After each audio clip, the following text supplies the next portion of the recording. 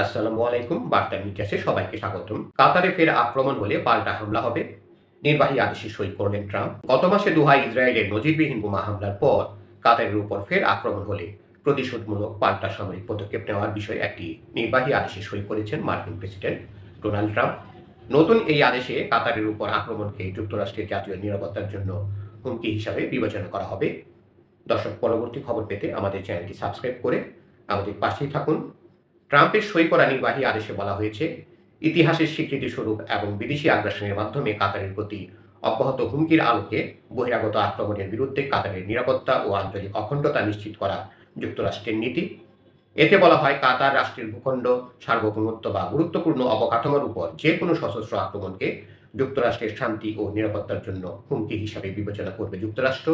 এই ধরনের আক্রমণের ক্ষেত্রে যুক্তরাষ্ট্র এবং কাতারের স্বার্থ রক্ষা ও শান্তি স্থিতিশীলতা পুনরুদ্ধারের জন্য কূটনৈতিক, অর্থনৈতিক এবং প্রয়োজনে সামরিক সহ সকল আইনগত এবং উপযুক্ত ব্যবস্থা গ্রহণ করা হবে।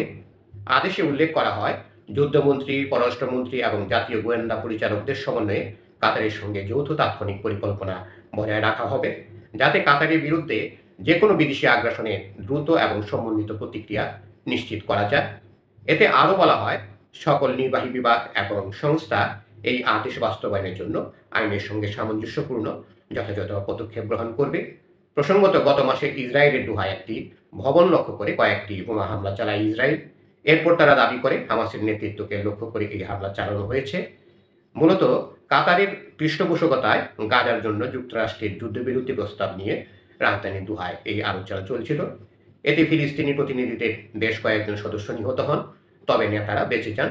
পাশাপাশি একজন কাতারি নিরাপত্তা কর্মকর্তাও নিহত হন।